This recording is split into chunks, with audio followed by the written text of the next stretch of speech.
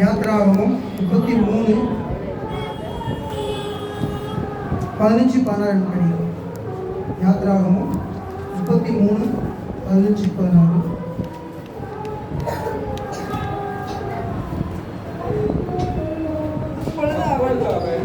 அவரை நோக்கி, உங்களுடைய சமூகம் என்னோட கூட செல்லாமல் போனால் எங்களை இவ்விடத்திலிருந்து கொண்டு போகாவிட்டாலும் எனக்கும் நமது ஜனங்களுக்கும் உங்களுடைய கண்களிலே கிருபை கிடைத்தது என்பது எதினால் அறியப்படும்.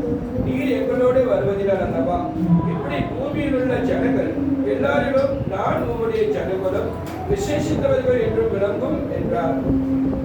மீண்டும் அந்த வார்த்தையோடு தேவன் பேசும்படியாக ஒரு விஷயம் கல்வியை முடிச்சுக்கலாம். கடந்து வந்த பாதைகளை திரும்பி பார்க்கிறேன், கண்ணீரோடு கர்த்தாவே நன்றி சொல்கிறேன். கடந்து வந்த பாதைகளை திரும்பி பார்க்கிறேன், கண்ணீரோடு கர்த்தாவே நன்றி சொல்கிறேன். அப்பா உமக்கு நன்றி, ராஜா உமக்கு நன்றி, அப்பா உமக்கு நன்றி, ராஜா உமக்கு நன்றி. கடந்து வந்த பாதைகளை திரும்பி பார்க்கிறேன், கண்ணீரோடு கர்த்தாவே நன்றி சொல்கிறேன். அனாதையாய் அலைந்தேன் நான் திரிந்தேன் ஐயா, அனாதையாய் அலைந்தேன் நான் திரிந்தேன் ஐயா. அனாதை என்று சொல்லி அனைத்தீர் ஐயா, அனாதை என்று சொல்லி அனைத்தீர் ஐயா.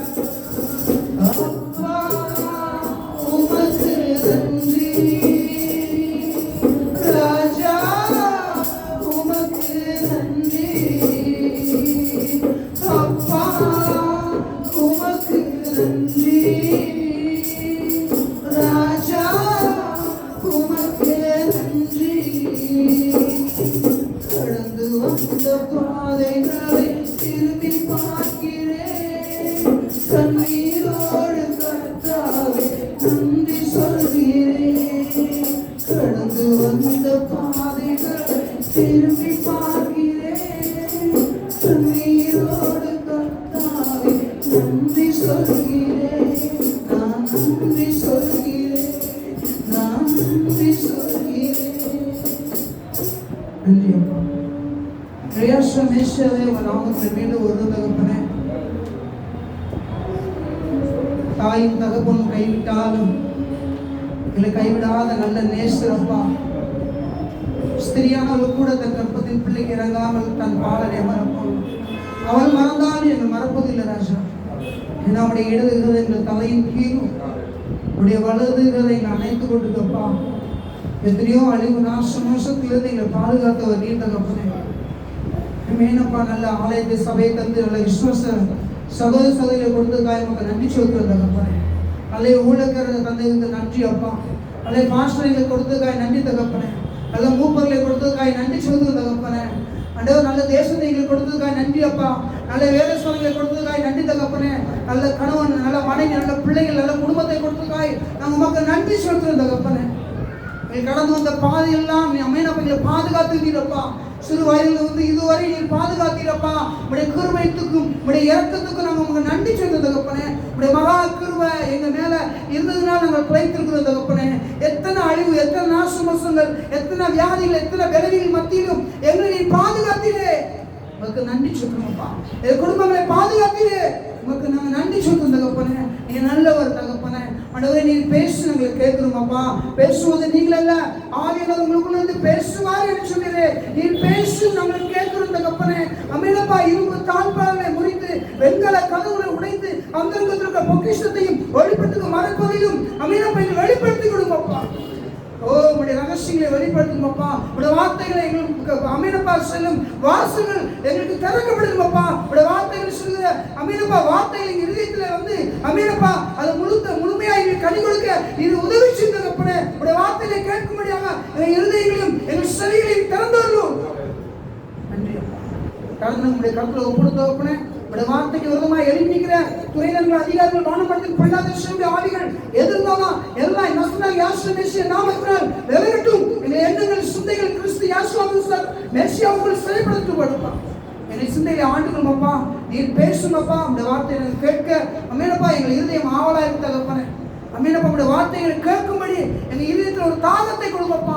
அந்த வார்த்தை மூலமா எங்க வாழ்க்கையை கட்டி எழுப்பப்படணுமாப்பா. உங்களுடைய கருத்துல ஒப்படுகிறோம். நீர் பேசு, நாங்கள் கேட்கிறோம். எல்லா துதி உமக்கு சொல்கிறோம். யாவாகிய இயேசு மெசியா நாமத்தில் நல்ல பிதாவே, ஆமென்.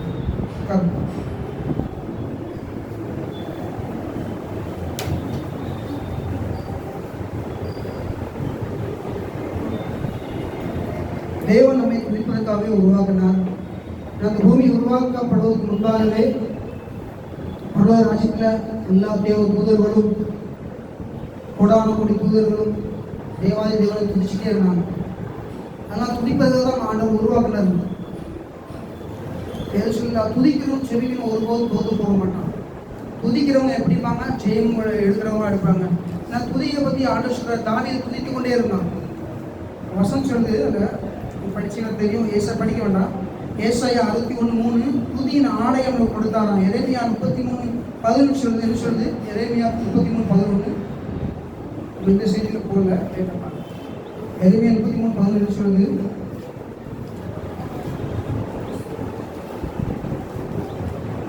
எரேமியா 33:11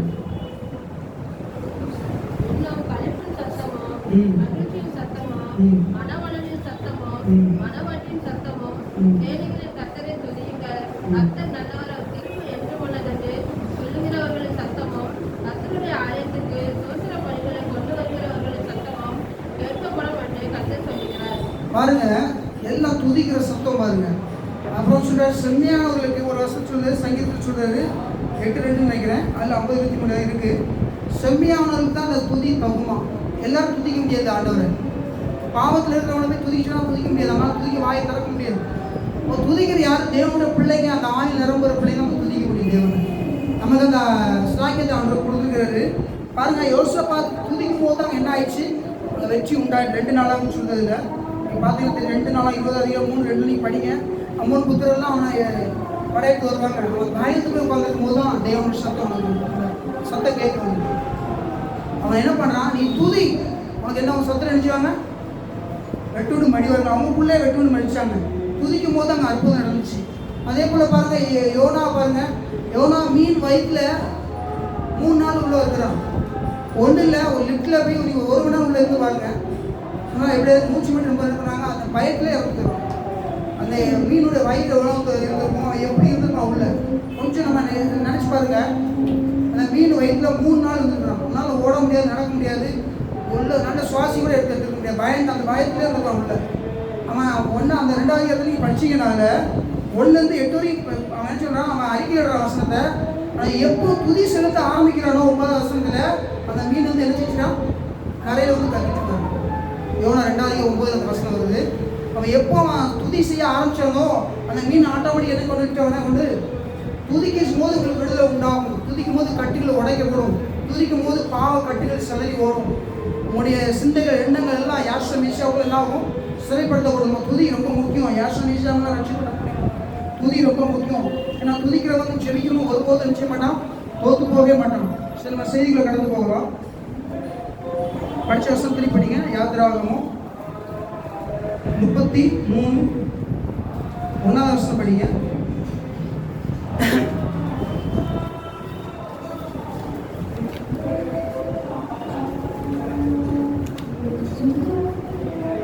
யாத்திராகமம் 33:1 படிங்க.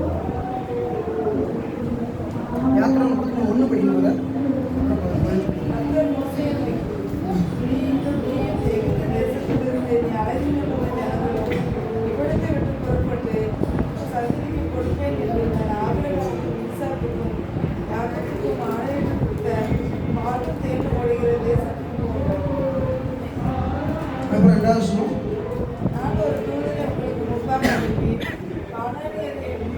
எமோரியனையும் சரி பாருங்க, தேவன் சொல்றாரு மோசே கிட்ட, கவனமாக ஒழிங்க.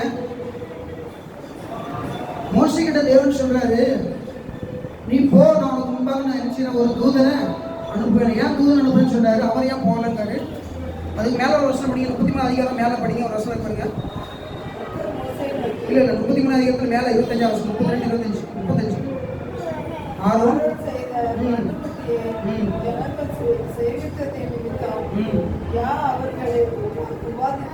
பாருங்க, தேவனுக்கு ஒரு கோபம். ஏன்னா அவ்வளவு பெரிய தேவன் அவரு, சர்வத்தையும் உண்டாக்கிய சர்வ வல்லமை தேவனாய் கர்த்தர். நீ கடலின் அலைகளை கொந்திக்கிறதாக சமுத்திரத்தை குளிக்கவர், நீர்க்குழியில மேகத்தை ஏற்றி மழையா பொய்ய செய்தவர், சூரியனின் சந்திரனை அந்தரங்க தொங்க விட்ட தேவனை அவன் எங்க கொண்டு வச்சிட்டாங்க? ஒரு மிருகத்துல ஒரு கண்ணுக்குட்டியை செஞ்சு தேவனை அதுக்கு ஒப்பா வச்சிட்டாங்க. ஒரு தேவனை எங்க கொண்டு குறிக்கிட்டாங்க பாருங்க. அவர் எவ்வளவு பெரிய வல்லமுள்ள தேவன், அவரு சர்வத்தை உண்டாக்கிய தேவனை அவர் என்ன பண்ணாங்க? கண்ணுக்குட்டியில வந்து வச்சிட்டாங்க. அதனால பாருங்க, தேவன் அவங்க மேல கோபமா இருந்தாரு. அவர் சொன்னாரு மோசே கிட்ட, நான் உனக்கு முன்பாக யாரை அனுப்புவேன்? ஒரு தூதனை அனுப்புவேன் அப்படின்னு சொன்னாரு. ஆனா மோசே என்ன சொன்னா? இல்ல ஆண்டவரே, என்ன சொன்னா? 15 வருஷம் படிப்போம், 30-15.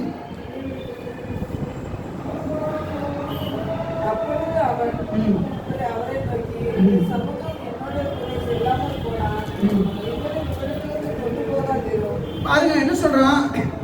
எனக்கு தூது எனக்கு தேவையில்ல, உம்முடைய சமூகம் எனக்கு முன்பாக சொல்லணும். அடுத்த வசனம், எனக்கும் உமது ஜனங்களுக்கும் உம்முடைய கண்களில் கிருபை கிடைத்தது என்பது எதினால் அறியப்படும்?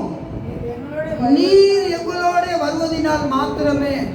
எப்போ தேவன் ஒரு மனுஷன் கூட போறாரோ அப்பந்தான் பாருங்க என்ன உண்டாகும்? கிருபை. யார் மேல தேவனுடைய கிருபை இருக்கோ அப்பந்தான் அவங்க மேல யார் இருக்கிறாரு? தேவன் இருக்கிறாரு. ஒரு வேலை விஷயமா எந்த விஷயமா போனாலும் சரி, தேவன் ஒரு மனுஷன் கூட போனாதான் அங்க என்ன உண்டாகும்? ஜெயம் உண்டாகும். மோசே நல்லா அறிஞ்சிருந்தான்.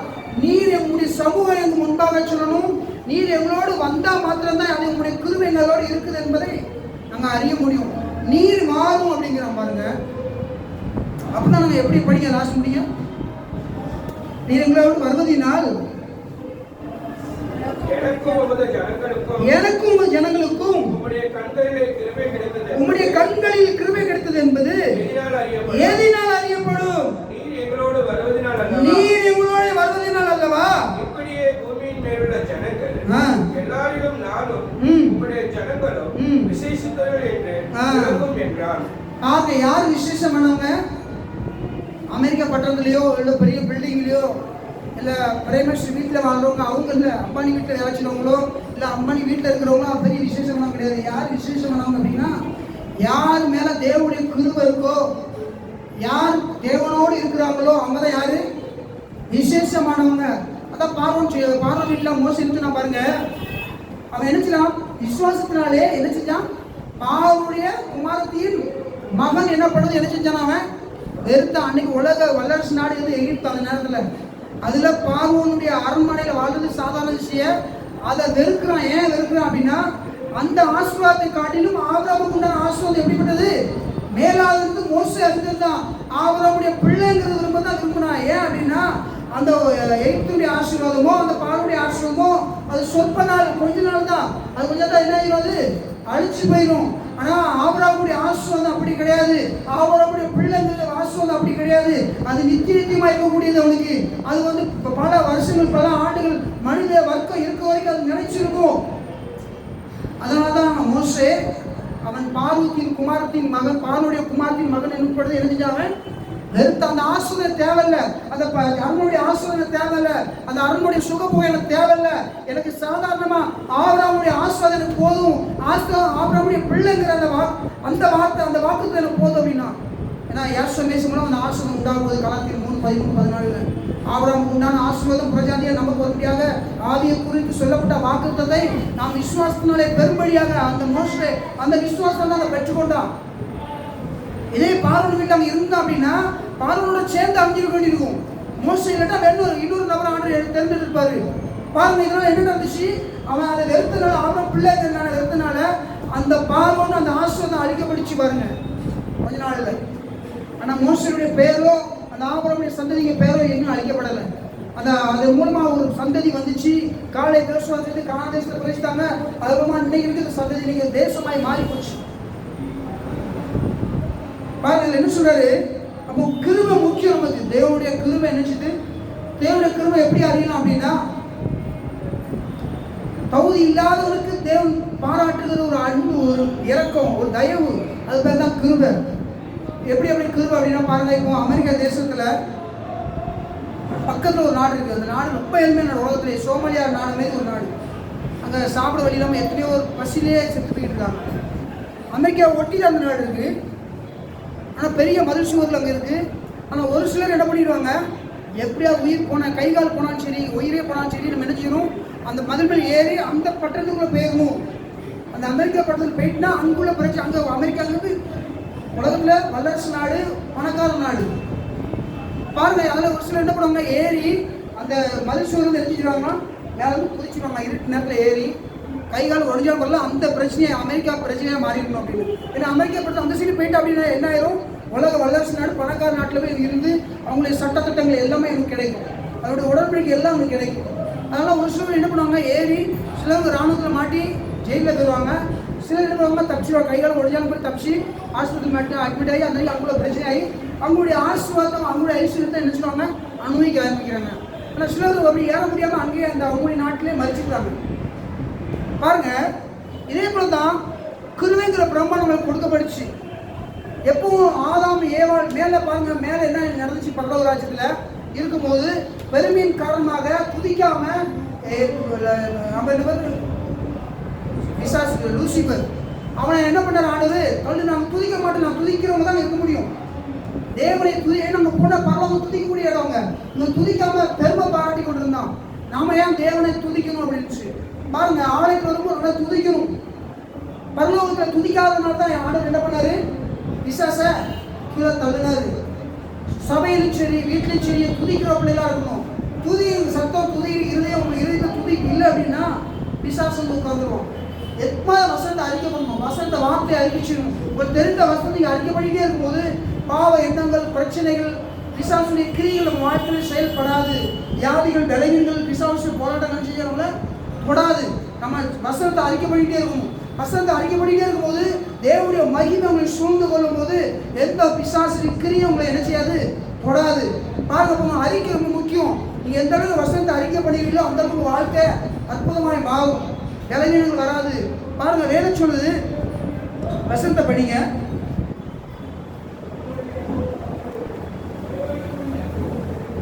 ரோமர் 8:1 படிங்க.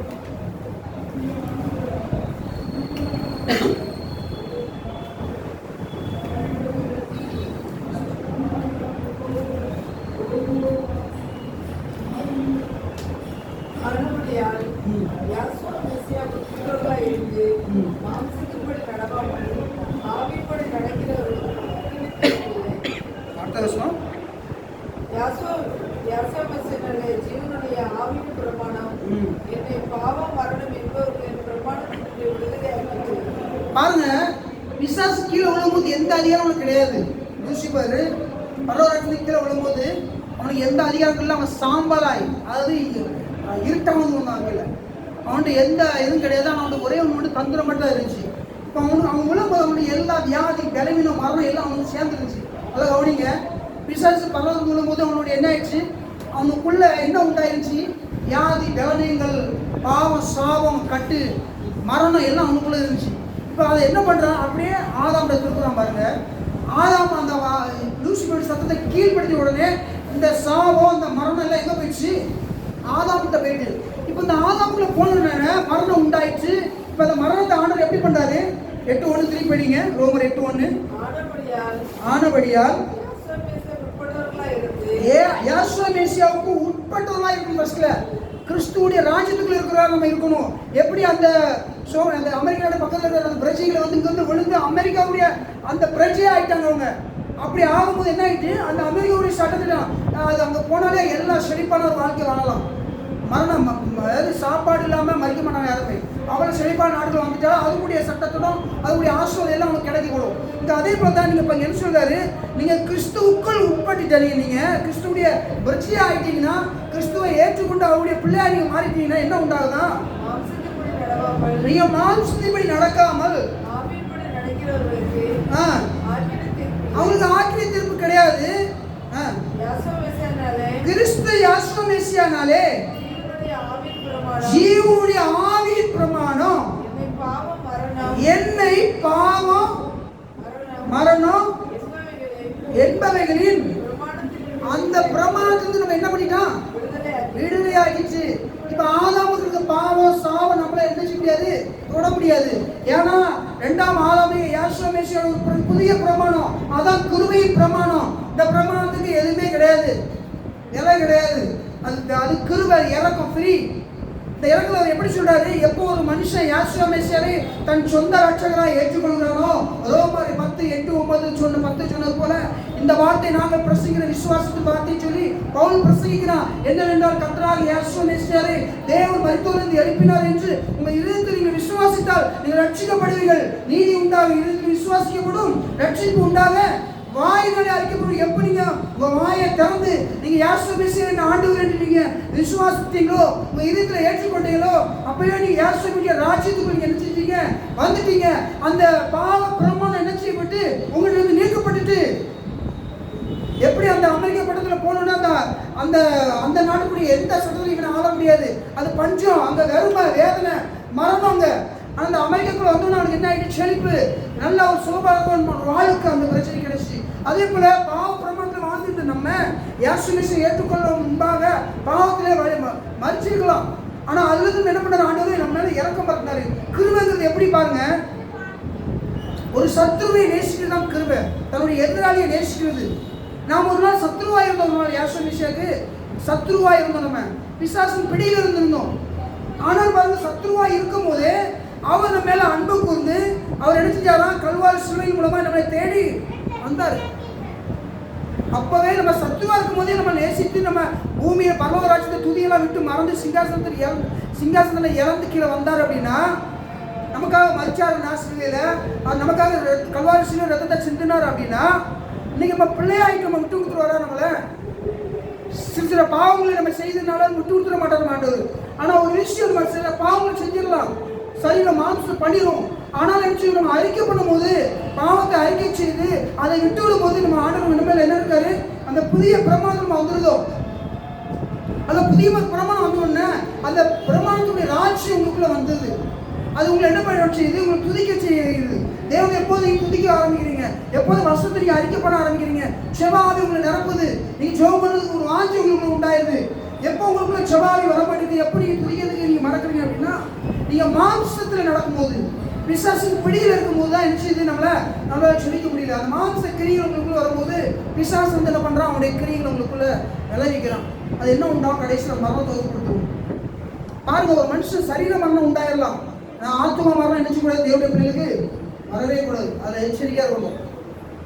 நம்முடைய ஆத்மால மரணம் வரக்கூடாது. இந்த ஆத்மா துதிக்காம கண்டதை கடைசி பிசாசை வணங்கியோ இல்லை தேவனை துதிக்காம இருக்கிறது பிசாசை வணங்க சமம்.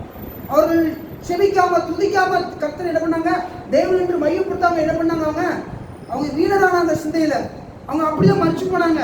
இஸ்ரேல் ஜனங்கள் வனாந்தரத்தில் மறிச்சதுக்கு காரணம் என்ன, தேவனை தேவன் என்று துதியாமலும் அவரை மையப்படுத்தாலும் அவங்களுடைய சிந்தையிலாலே என்ன பண்ணாங்க, அவங்க வீணராகி மறித்து போனார்கள். காலேப் யோசுவாவும் தவிர அவங்களுக்கு நல்லா தெரியும், அற்புதங்களை பார்த்தாங்க. எப்பேற்பட்ட அற்புதம் பாருங்க, மோசைக்கு தெரியும் பார்வனுடைய குமாரத்தின் மகனை ஏன் கருத்தான் பாருங்க. அங்க மரணம் இருந்துச்சு, இவன் இருக்கிற ஜீவன் இருந்துச்சு. அங்க இருள் இருந்துச்சு, இவன் இருக்கிற வெளிச்சம். அங்க வேலை செஞ்ச சாப்பாடு, இந்த வேலை செய்யாம 40 வருஷம் வானத்திலிருந்து மண்ணா காடாம அனுப்புனார் ஆண்டவர். திருப்தியா சாப்பிட்டாங்க. அங்க துணிக்கு சோப்படணும், அங்க போட வேண்டாம், துணி ஆட்டோமேட்டிக்கா வளருது, வெண்மையாவே இருக்கு 40 வருஷம். செருப்பு அங்க வேற செருப்பு மாற்ற வேண்டியிருக்கும், உங்க செருப்பு மாற்ற வேண்டாம், போட்ட செருப்பு வளருது. இப்படி அற்புதம் பாருங்க, சாதாரண அற்புதம் கிடையாது. ஆனாலும் அவர்கள் தேவனை மறந்தார்கள். இன்னைக்கு அதே போலதான் தேவனுடைய பிள்ளைங்க எத்தனை அற்புதம், எத்தனையோ ஒரு பசி பட்டினியா படுத்து கிடக்கான், எத்தனையோ ஒரு வியாதியில ஆஸ்பத்திரியில் போராடினான், ஒரு நபர் போய் குடும்பம் பூரா படுத்து கிடக்கு. ஆனாலும் தேவன் நம்மளை பாதுகாத்துட்டு வர்றாரு. எப்படி இன்னைக்கு பாருங்க, தேவனுடைய பிள்ளை நம்ம சபையில சொல்ல பொதுவாக சொல்ல, நீ தேவனை ஏற்றுக்கொண்டும் ரட்சிக்கப்பட்டும் எத்தனையோ பிள்ளைகள் இன்னும் தேவனை ஆராதிக்கப்பட்ட இறுதியம் ஆத்துமா முழுமையாக அவரை துதிக்காம தன் சிந்தைகளினாலே கண்டது மொபைல் டிவியில எதுலையோ போய் அடிமையாகி அதில் போய் அடிமையாகி தேவனுடைய வார்த்தையை படிக்க முடியாம, வசனத்தை படிக்க முடியாம, தியானிக்க முடியாம, துதிக்க முடியாம, க்ஷமிக்க முடியாம, அதுக்கு அடிமையாகி தேவனை என்று மையப்படுத்தாமல் தங்கள் சிந்தைகளாலே தங்களுடைய ஆசை இச்சைகளினாலே யாக்கோபு சொல்றாங்க, அவர்கள் தங்கள் சுய இச்சையினால என்ன பண்றாங்க, அவங்க சிக்குண்டு என்ன பண்றாங்க, மரணத்தை தேடிக்கொள்றாங்க. யாக்கோபு சொல்றது நான் யாக்கோபு நினைக்கிறேன், ஒரு வசனம் உண்டு, சோதிக்கப்படும் தன்னை தானே சொல்றாரு, தேவன் சோதிக்கிறான்னு சொல்லாது இருப்பாங்க. தன் சுய இச்சையினால் இருக்கப்பட்டு என்ன பண்றானா யாக்கோபுல எடுத்தீங்களா,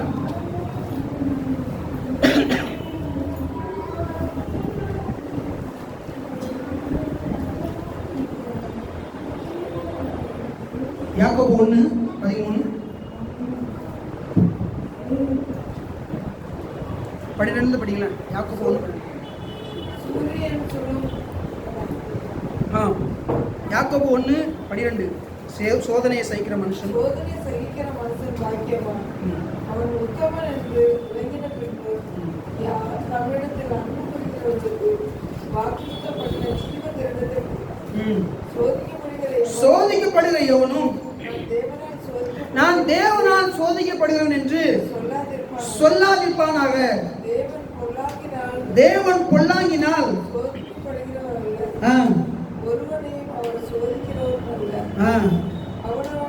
அவனவன் தன் சுய இச்சையினாலே இழுக்கப்பட்டு சிக்குண்டு சோதிக்கப்படுகிறான்.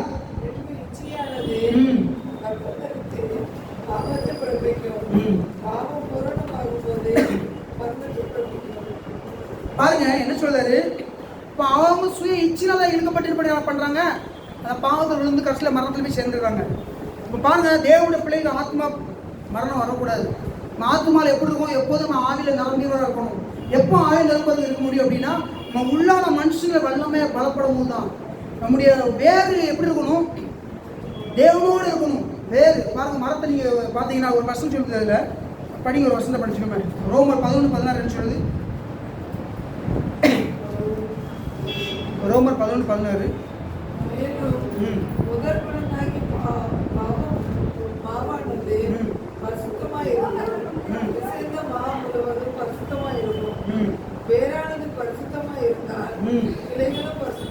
வேறானது பரிசுத்தமாய் இருந்தால் கிளைகள் எப்படி இருக்குமா, பரிசுத்தமா இருக்குமா. பாருங்க 2 ராஜாக்கள் 19:30 சொல்லுது. நம்ம சொல்லிட்டு அப்புறம் வசனத்துக்கு வார்த்தைங்க போறேன். 2 ராஜாக்கள் 19:30.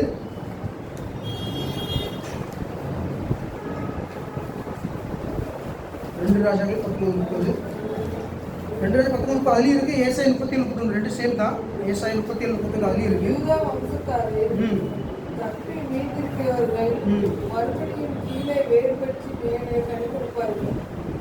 பாருங்க, கீழே வேர் பெற்று மேல் அடிச்சுவாங்களா, கனி கொடுப்பாங்க. யாரு பாருங்க எப்படி கனி கொடுப்பாங்க. மரத்தை பார்க்க உதாரணம், மரத்தை எடுத்தாங்க. இந்த மரத்தின் மேல் பகுதி உங்களுக்கு தெரியும், இலை, பூ, காய், கனி தெரியும். அது கீழே பூமிக்குள்ள என்ன இருக்கு, வேர் போகுது. இந்த வேர் கீழே போய் இதுதான் அந்த மேலே இருக்க மரத்தை நினைச்சது, அதை பாதுகாத்துட்டு இருக்கு. அதுதான் பிடிச்சி இன்னைக்கு வேர் விட்டுட்டு வச்சுக்கலாம், மரம் சாஞ்சிடும். அதே போல் உங்களுக்குள்ள ஒரு வெளிப்புறம் உள்புறம் இருக்குங்க. வெளிரங்கமான ஒரு வாழ்க்கை, உள்புறமான ஒரு வாழ்க்கை. தேவன் உங்களுக்கு வெளிப்புறமான முகத்தையோ வெளிப்புறமான ஒரு வாழ்க்கையோ அவர் பார்க்கல. தேவன் பார்க்கல, எங்கே பார்க்குறாரு, இந்த அந்தரங்கமான அந்த வாழ்க்கையை தான் பார்க்குறாரு. பாருங்க, மரத்துக்கு கீழே வேர் எந்த அளவுக்கு போய் ஸ்ட்ராங்காக இருக்கோ, அது வேர் தான் போய் ஒவ்வொரு விதமாக பாறை, கல் எது இருந்தாலும் அதெல்லாம் தள்ளிட்டு என்ன செய்ய போய் தண்ணீரை கொண்டு வந்து அந்த மரத்துக்கு மேலே இலை வரைக்கும் போயிடுச்சு, தண்ணியை கொண்டு செய்யாது, அது கொண்டு போய் சேருது. அதே போல் உங்கள் அந்தரங்க வாழ்க்கை பரிசுத்தமாக இருக்கும்போது நம்முடைய வெளிப்புறமான வாழ்க்கை என்ன ஆயிரும், பரிசுத்தமாக ஆரம்பிச்சு. யாசுவா மேசி அதான் சொன்னார், மோசே தாழ்ந்த மனுஷன் முகத்தை பார்ப்பான், தேவனோ இருதயத்தை பார்க்கிறார். சாமுவேலுக்கு சொல்றார், தீர்க்கதரிசனமா தேவன் சொல்றாரு பாருங்க. சவுல் அந்த தாழ்ந்த அப்பா தன் சகோதரன் அவங்க மற்ற பிள்ளைகள் நிப்பாடும் சொல்றாரு, மனுஷன் முகத்தை பார்ப்பான், தேவனை எதை பார்க்குறாரு, இது மனுஷன் முகத்தை பார்ப்பான். மனுஷன் முகத்தை பார்த்து இடம் போடுவோம். ஆளுடைய கெப்பாசிட்டியை பார்த்து நினைச்சுவாங்க, அதுக்கு ஒரு இடம் போட்டு பேசுவாங்க. அவங்கள்ட்ட அதிக பழக்கம் இருக்கும், அதுக்கிட்ட உறவு இருக்கும். ஆனால் தேவன் இருட்டை பார்க்குறாரு. ஆவிக்கிற பிள்ளைங்க முகத்தை பார்த்தோ அவங்களுடைய கெப்பாசிட்டி பார்த்தோ நினைச்சக்கூடாது, உறவிக்கக்கூடாது. அவங்களுடைய ஆவிக்குரிய வாழ்க்கையை குறித்து பார்த்து நம்ம அவங்ககிட்ட போய் உறவிக்கணும். யார் ஆவிக்குரிய வாழ்க்கையில் தேவனோடு இருக்கிறாங்களோ நீங்கள் அவங்களோட உறவிக்கும் போது என்ன உண்டாகும்? உங்கள் உறவும் பரிசுத்தமாகும். பாருங்க, ஒரு புளிப்புள்ள மாமரம் இருந்துச்சுன்னா அந்த நல்ல மாமரத்தோடு நினைச்சவங்க அவங்க இணைப்பாங்களாம், அதை சீதி ஒட்ட வைப்பாங்களாம். அப்போ இந்த மரமும் என்ன செய்யுமா? கனி கொடுக்குமா? ஒரு சிலத்தில் பாருங்க, மாமரம் சிலத்தில் மாமரம் உண்டு, அது வெளியே பழுத்து இருக்குமா, ஆனால் உள்ளே என்ன இருக்குமா? அது காயாக தான் இருக்கும். அதை போய் பறித்து கடிச்ச உடனே அந்த பால் வாய்ப்புற நிச்சயமாக பொத்து விட்டுருமா. சில மரங்கள் இருக்குது அப்படி. அதனால் என்ன பண்ணுவாங்க? அந்த மரத்தை நினைச்சவங்க இந்த மரத்தோடு நினைச்சுவாங்களா இணைப்பு இறைச்சி வைப்பாங்க. அது பழுக்க, அது வந்து இதோடைய கனி, அது அவ்வளோ கஷ்டமாக இருக்குமா அந்த மரம் கஷ்டத்தில். பாருங்கள், அதே போல் நம்முடைய ஆளுக்குரிய வேர் எங்கே இருக்கணுமா? தேவனோடு இருக்கணும். அதான் தேவன் எபேசியர் சொல்லாரு, நீங்கள் உள்ளான மனுஷனில் வல்லமையாய் பலப்படவும் விசுவாசத்தினாலே கிறிஸ்து யாசுவா மேசியா உங்களுக்குள் வாசமாய் இருக்கவும் நீங்கள் அவருடைய அன்பிலே வேரூன்றி, அன்புல வேறணும். தெய்வீக அன்புல நிச்சயமா வேறணும். தெய்வீக அன்பு, அந்த தெய்வீக அன்பு அது நாளைக்கு பார்க்கலாம். தெய்வீக அன்பு பற்றி, அன்பு எப்படிப்பட்டது அப்படின்னா கொரிந்தியர்லாம் சொல்லப்பட்டிருக்கு. அன்பு பற்றி சொல்லணும்னா இன்னும் நிறைய வசனங்கள் இருக்குது, பார்க்கலாம். நேரம் கிடச்சா பார்க்குறேன். ஒரு வருஷம் படிக்கணும்னா எபேசியர் 3:17 படிக்கலாம். பாருங்கள், எபேசியர் 3:17. விசுவாசத்தினாலே யாசுவா உங்கள் இருதயத்தில் வாசமாய் இருக்கவும் நீங்கள் அன்பில வேரூன்றி நிலை பெற்றவர்களாகி சகல பரிசுத்தவான்களோடு கூட கிறிஸ்துவினுடைய அன்பின் அகலமும் நீளமும் உன்னதமும் உயரமும் இன்னதெல்லாம் உணர்ந்து அறிவு கட்டாத அந்த அன்பை அறிந்து வல்லவர்களாகவும் தேவனுடைய சகல பணிக்குள்ளத்தால் நிறைவேற்றவும் அவர் தமது மகிமையினுடைய அபிஷேகத்தின்படியே உங்களுக்கு அதிகமாக வேண்டுமென்று வேண்டிக் கொள்கிறேன். வீட்டில் இந்த வசத்தை படிக்க ரோமர் 5:5 சொல்லிருக்கு. அந்த அன்பு தெய்வீக அன்பு உங்களுக்குள்ள வந்துச்சுன்னா என்ன ஆயிருமா?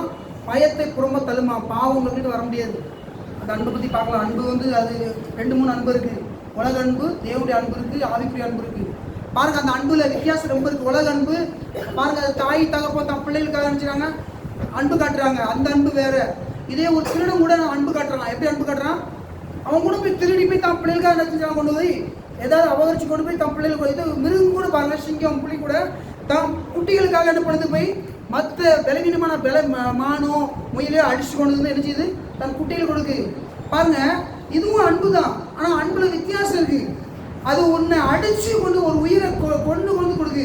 அபகரிச்சு திருட கூட இன்னொருடைய உடமையை அபகரிச்சு கொண்டு கொடுக்குறான்.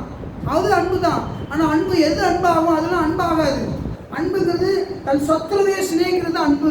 தன் எதிராளியை சிநேகிக்கணும். யாசுவா கல்வாரி சிலையில மேலே காட்டினார் பாருங்க. அவர் அடிச்சவரை கூட அன்பு செலுத்தினாரு. இதாவே இவர் செய்த பாவங்களை மன்னியும். நாம் சத்துருவா இருக்கும் போதே நம் ரட்சிக்கப்படும்படியாக நம்ம எரிச்சுக்க கூடாது, பரலோகத்துக்கு போகணும் அப்படின்றதுக்காக, நரகத்துக்கு போயிடக்கூடாது என்பதுக்காக அவர் கல்வாரி சிலுவையில் பலியானாரு, நம்மளை மீட்கும்படியாக. இதுதான் அன்பு. தன் ஜீவனை கொடுத்து மேலே என்ன பண்ணார்? அவர் அன்பு கட்டினார். நம்ம அன்புக்குள்ள போகலை. அந்த வசனத்தை படிக்கலாம்.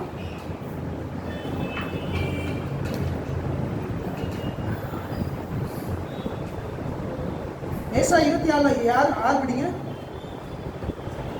ஏசாயா 37:31 படிங்க. அதே தான் படிச்சு தான் வரும். ஏசாயா 37:31.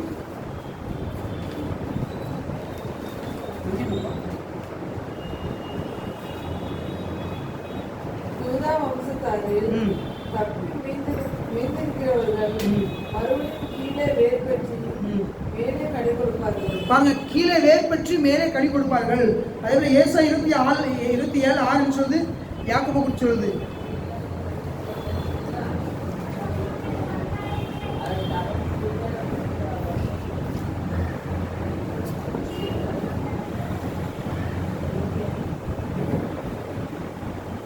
ஏசாயா 27:6. யாக்கோபு வேர் பற்றி இஸ்ரவேல் பூத்து காய்த்து உலகத்தை பல நாள் இருக்கும் நாட்கள் வரும். பாருங்க, ஏசாயா 27:6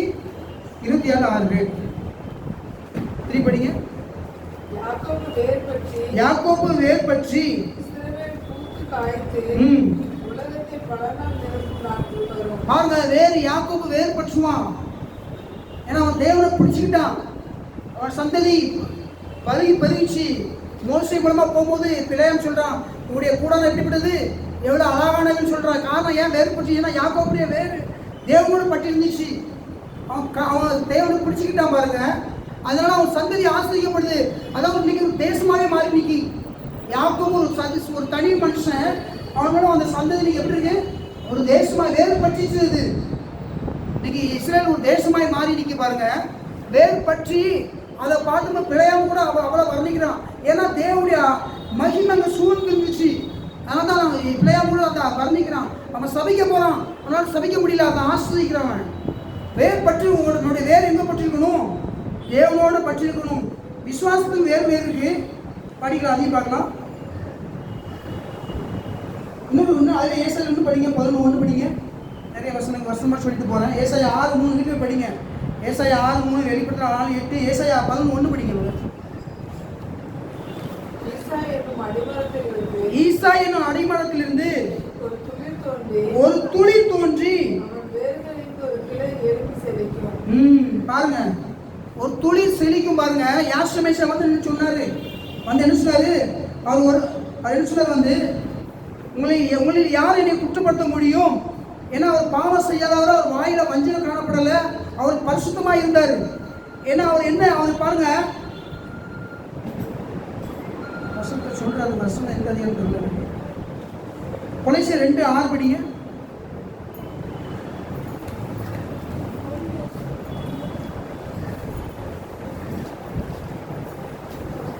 கொலைசியர் 2:6.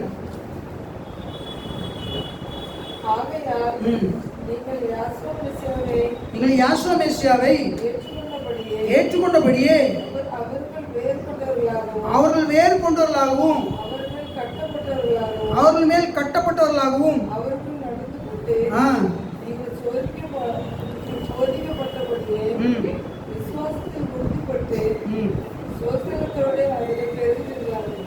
பாருங்க, நம்ம என்ன சொல்லணும், ஃபர்ஸ்ட்ல யாஸ்ரமேசை ஏற்றுக்கொண்ட, நீங்க எப்ப யாஸ்ரமேசை ஏற்றுக்கொண்டீங்களோ அவங்க வேறு யாஸ்ரமேசைக்குள்ள பட்டுட்டு, அந்த வேறு யாஸ்ரமேசைக்குள்ள பட்ட உடனே என்ன உண்டாகுது, அது கனி கொடுக்க ஆரம்பிச்சு, உங்க கட்டுகள்லாம் நீக்கப்படுது, நீங்க அவர்களுக்குள்ள கட்டுப்படுறீங்க. அது எப்படி இருக்குமா, தண்ணீர் நாட்டப்பட்ட மரமாகவும் கால்வாய் ஓரமாய் வேர்களை விடுவதும் உஷ்ணமருதை காணாமல் இலை பச்சையாக இருப்பதும் மழை தாழ்ச்சியான வருஷத்தில் தப்பாமல் கனி கொடுக்கிற மரத்தை போல இருப்பான். ஏன்னா உங்க வேறு பட்ட உடனே நீங்க வாசனத்தை அறிக்கை பண்ணுவீங்க. என்ன பண்ணுவீங்க, வேலைன்னு வரும்போது என் அப்பத்தின் தண்ணீர் என் தேவன் ஆசிரியிருக்கார், என் போக்கை வகையை ஆசிரியிருக்கிறார், என் மாப்பிள தொட்டி அது ஆசிரமா இருக்கு, என் வியாதியிலிருந்து விளக்கிருக்கிறார், என் ஆயுள் காட்சம் புரண்டு ஓடி வரும். இப்படி வசனத்தை அறிக்கை பண்ணும்போது கர்த்தர் என் அக்கிரமங்களை நீக்கி என் வியாதியை நீக்கி இருக்கிறார், என் மிருகத்தில் அவர் காயப்பட்ட வசனத்தை அறிக்கை பண்ணும்போது உங்க வேறு அங்க பற்றிருக்கிறது தெரிய ஆரம்பிக்கும். நம்ம எந்த அளவுக்கு வசனத்தை அறிக்கப்படுறோமோ அந்த அளவுக்கு உங்க வேறு நிச்சயம் யாஸ்ரமேசியோட நிச்சயம் அது படர்ந்து இருக்கும். ஏன்னா அவர் நம்ம என்ன சொல்றாரு, படிக்கிற வசனத்தை ஏசாயா 59:10 சொல்லுது.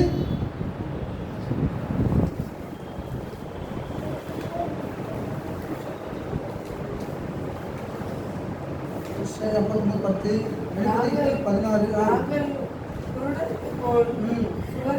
16.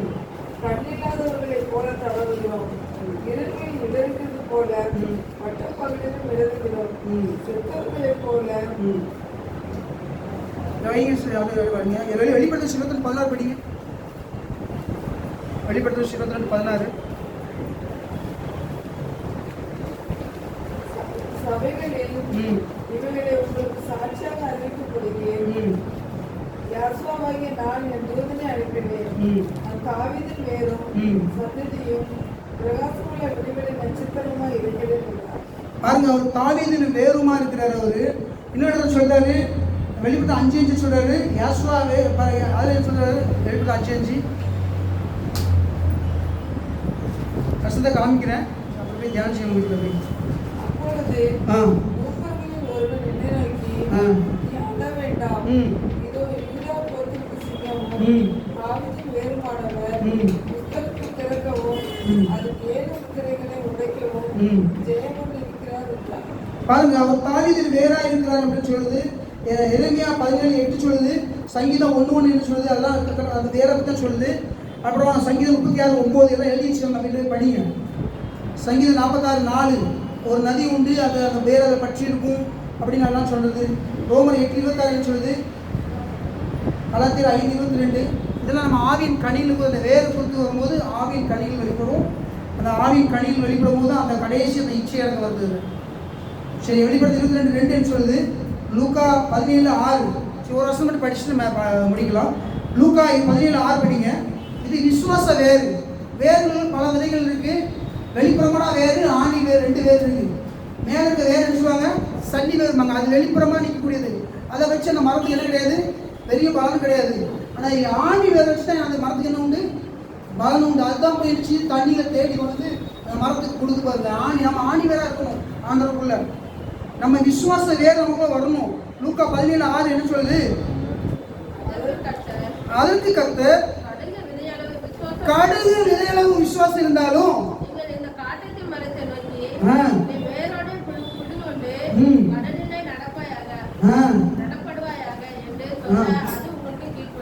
பாருங்க, கடுகளவு விசுவாசம் தான் சரி. காட்டத்தி மரத்தை எப்படி செய்யலாம், வேறு பிடிக்கலாம், போய் கடல் நட முடியுமா? இதுதான் விசுவாசம் வேறு. இந்த விசுவாசம் நமக்குள்ள வரணும். நம்முடைய வேறு யாஸ்வமேஷோட பற்றிடுது.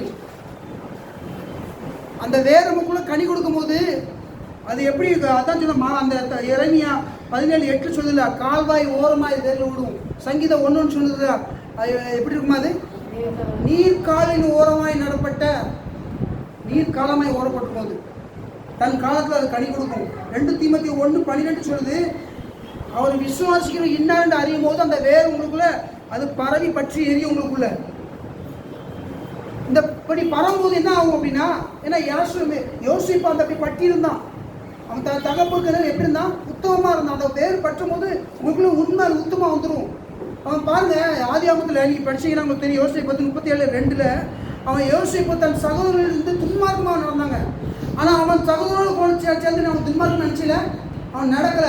தன்னுடைய சகோதரத்துக்கு பண்ணுற துன்மார்க்கத்தை யார் சொல்லி வந்தாங்க, தன் தகப்பன்னு சொல்லி வந்துட்டே இருந்தான். என்ன படிங்க, ஒரு படிங்க. அதை ஆதியாகமம் 37:2 யோசிப்புடைய வேறு எப்படி பட்டிச்சு பாருங்க. யோசிப்பு ஒரு கழிதரும் திராட்சை செடி ஏதாவது சொல்லுது, வேறு அவன் வேறு திராட்சை செடியோட பட்டிருந்துச்சு. அது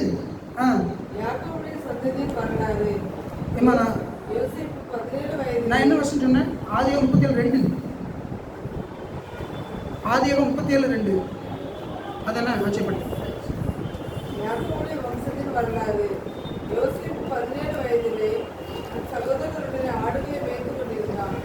அந்த இளைஞன் பிற்கால் சிற்பால் என்னும் தகப்பனுடைய மறுமனை ஆட்டிகளின் புகார்களோடு இருந்து அவருடைய துன்மார்க்கத்தை தன் தகப்பனுக்கு சொல்லிக் கொள்வான். பாருங்க, தன் சகோதரர் பண்ற துன்மார்க்கத்தை தன் தகப்பன் சொல்லி உத்தமமா இருந்தான். அவனும் சேர்ந்து அவளா செஞ்சிருக்கலாம். ஆனா அவன் தகப்பன் செஞ்சுக்காம உத்தமமா நம்ம தகப்பனா ஆதிகள் தப்பன் யாரு, யார் இருந்துச்சு, அவன் உத்தமமா இருக்கணும், வேறு பற்றி இருக்கணும். அவன் தகப்பனோட வேறு அவன் பேர் பட்டி இருந்துச்சு. அப்படி சொல்லும் போது தான் அவங்க சகோதரருக்கு கோபம் உண்டாகுச்சு. ஆனா பாருங்க, அவன் என்ன சொல்றான், அதனால தான் அவங்க அப்பா என்ன பண்ணாரு, அவன் மேல படிங்க 4வது வசனம். அவனுடைய சகோதரர் எல்லாரும் அவனை தகப்பன் அதிகமா நேசிக்கிறான். காரணம் அதுதான், அவன் தகப்பன் உத்தமமா இருந்தான். தன் சகோதரர் செய்த துன்மார்க்கத்தை அவன் செய்யாம அவன் தகப்பன் சொல்லி வந்துட்டே இருந்தான். அவன் எல்லாரையும் பார்க்கிலும் அந்த பிள்ளை அவன் தேவை என்ன பண்ணாரு, அவன் அப்பா என்ன பண்ணாரு, நேசிச்சாரு. அதே போல நம்ம உத்தமமா இருக்கும்போது இந்த உலகத்தில் இருக்கிற எல்லாரையும் காட்டி நம்ம என்ன பண்ணணும், ஆண்டவர் நம்ம நேசிப்பாரு. அந்த உத்தமம் தான் பின்னாளில போத்திபார் வீட்டில் இருக்கும்போது கூட அவன் மனைவி இவனை பாவம் செய்ய அழைக்கும் போது கூட அந்த உத்தமத்தை நினைச்சிக்கலாம விட்டு கொடுக்கல. அதுதான் அவன் உயர்த்துச்சு. ஒரு மனுஷனை உயர்த்தும் போது அப்படின்னா அவன் தேவனோடு உத்தமமா இருக்கும் போது அவனுடைய வேறு எங்க இருக்கணும், தேவனோடு இருந்துச்சு. அவன் திராட்சை செடியா அவன் என்ன பண்ணா, அவங்க அந்த ஒரு ரசனை அதில் இருக்கு, என்னோட பார்க்கல. யோசிப்பு எப்படின்னா அவங்க ஒரு திராட்சை செடியா இருந்தான், அதோட படர்ந்து இருந்தான். அவனை கொடுத்து சொல்லுது எப்படி நம்ம காட்டு ஒளிவுபுறமா இருந்தோம். அவர் நம்ம எப்படி பண்ணாரா, வீட்டு ஒளிவுபுறமா மாத்தினாரு. காட்டு ஒளிவுமா கண்டதை வணங்கி கொடுத்தோம், கண்டதை நினைச்சு கொடுத்தோம். இந்த இருந்த ஆராதிக்காம இந்த இருத்துல கண்டதை வச்சுக்கிட்டு இருந்துச்சு. ஆனா எப்படி வீட்டு ஒளிவுபுறமா எப்படி நிச்சயமா ஏற்றுக்கொண்டீங்களோ அப்போ நீங்க வீட்டு ஒளிமரம் ஆயிட்டீங்க. அந்த யாஸ்வமேசியாவுக்குள் இருந்த அந்த ஆசீர்வாதம், அந்த ஐஸ்வர்யம், அந்த பரிசுத்தம், அந்த விடுதலையான வாழ்க்கை நமக்குள்ள உண்டாயிடுச்சு. அதுக்குரிய அந்த யாஸ்வமேசியாவுடைய ஆசீர்வாதத்தை நீங்க படிக்க போனா நேரம் காணாது. எபேசிய 1:3 சொல்லுது, எப்படி ஒரு கிறிஸ்துவுக்குள் உன்னதங்களில் ஆவிக்குரிய சகல ஆசீர்வாதங்களை ஆசீர்வதிக்கிறார் என்று சுனையின் மூலமா சொல்றாரு. நமக்கு எப்படி அவர் தரித்திரராய் நாம் ஏன் ஆகினார் சொல்லுவேன் அப்படின்னா, நம் கர்த்தராகிய இயேசு மெசியாவே கிருபையை அறிந்திருக்கிறீர்களே, அவர் ஐஸ்வர்யமுள்ளவராய் இருந்தும் நாம் அவருடைய தரித்திரத்தினால ஐஸ்வர்யவான் ஆகும்படிக்கு நாம் நிமித்தம் தரித்திரரானார் என்று 2 கொரிந்தியர் 8:9 சொல்லுது. நாம் பாவங்களை செத்து நீதிக்கு பிழைக்கும்படி அவர் தாமே நம்முடைய பாவங்களை சிலுவையிலே சுமந்தார், அவருடைய தழும்புகளால் குணமணும் என்று 1 பேதுரு 2:24 பாவங்களை எப்படி அவர் ஏற்றுக்கொண்டார்னு சொல்லுது. நம்முடைய வியாதிகளை எப்படி ஏற்றுக்கொண்டார், அக்கிரமங்களை எப்படி ஏற்றுக்கொண்டார் ஏசாயா 53 சொல்லுது. அப்புறம் கலாத்தியர் 3:13 சொல்லுது நம்முடைய வியாதிகளை எப்படி ஏற்றுக்கொண்டார் என்று. மரத்திலே தூக்கப்பட்ட எவனும் சபிக்கப்பட்ட எதுவுமே கிறிஸ்து நமக்காக சாபமாகி நியாயப்பிரமாணத்தின் எல்லா சாபத்திலிருந்தும் நம்மளை எப்படி நீங்களாகி மீட்டுக் கொண்டார் என்று. நாம் சாபத்தில் கிடந்தோம், வியாதியில் இருந்தோம், பாவ சாபத்தில் கட்டில் உட்கார்ந்து இருந்தோம். அந்த கட்டுகளை எப்படி உடைத்திருந்தார் பாருங்க. நம்முடைய வேறு யாஸ்வமேசியர்கள் வரும்போது நம்முடைய கட்டுகள் உடைக்கப்படும், இந்த பாவ கட்டுகள் சிதறப்படும். நம்ம யாஸ்வமேசிய திராட்சை செடியில் வளரும்போது அதோடைய பலன் நம்ம அனுபவிக்க முடியும். கர்த்தர் உங்களை ஆசீர்வதிப்பாராக.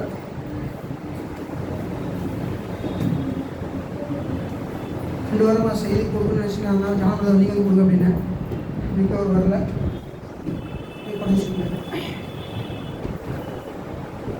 சுகம் பண்ணிக்காங்க. வெளியே அப்புறத்தில் செய்தி கொடுக்க போகிறேன். இங்கே தரையில் 2-3 வாரமாக கொடுக்க முடியல. அவர் ஜானதை தான் கொடுக்க சொல்லியிருந்தேன். 2 ரூபாய் நான் அவாய்ட் பண்ணேன். எனக்கு மனசு உமாய்ச்சா தான் நீங்கள் நினச்சி நானே கொடுத்துருந்தேன்.